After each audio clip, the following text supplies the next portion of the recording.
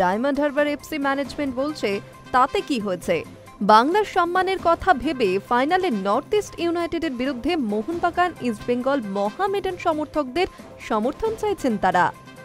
আবেদন করছেন বাংলার সব ক্রীড়াপ্রেমী মানুষের কাছে।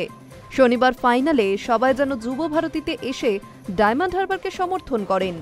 সেই কারণেই ডুরান্ড ফাইনালে ইস্টবেঙ্গল মোহনবাগান মহামেডান আইএফ এর পদাধিকারীদের আমন্ত্রণ জানানো হচ্ছে।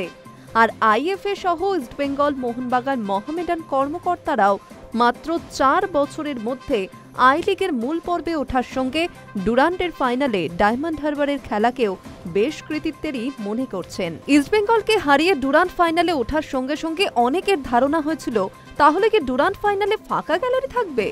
কলকাতা 3 প্রধানের এক প্রধানও ফাইনালে নেই, তাহলে গ্যালারি ভরবে কি করে?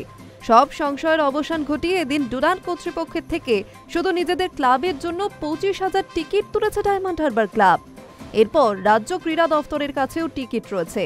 তাই আশা করা যাচ্ছে সাম্প্রতিক পারফরমেন্সের জন্য মোহামেডান স্পোর্টিংকে সরিয়ে যেভাবে ডায়মন্ড হারবার বাংলার ফুটবলের উজ্জ্বল নক্ষত্র হয়ে উঠছে, তাতে তাদের সমর্থনের জন্য শনিবারের যুব ভারতের গ্যালারিও ভর্তি থাকবে।